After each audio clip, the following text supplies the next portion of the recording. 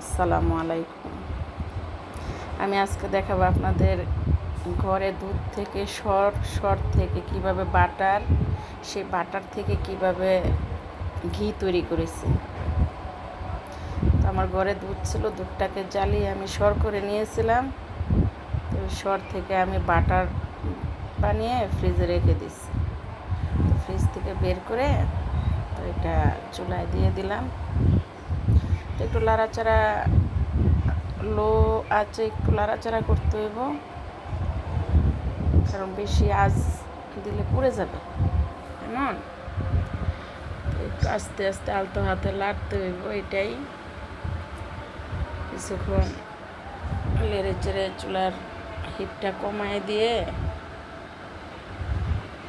একটু লাড়াচাড়া করলে হয়ে যাবে। তো এখানে আমি অফ ক্যামেরায় আপনাদের সাথে বলি যে আমার ঘরে কিছু হাতে বানানো ঘি ছিল, ওইটার সাথে দিয়ে দিয়েছি।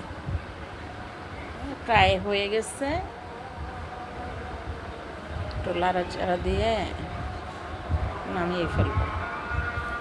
তো দেখেন আসলে কি অরিজিনাল খাঁটি ঘরে বসে একটু ঘি যদি আমরা পাই কত ভালো না।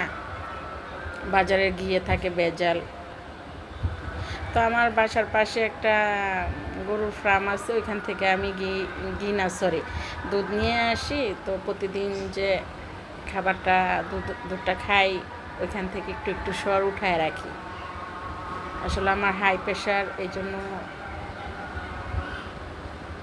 দুধের সর খাওয়া নিষেধ। তো আমারটা ফাইনালি হয়ে গেছে, আমি এখন সেকে নিচ্ছি।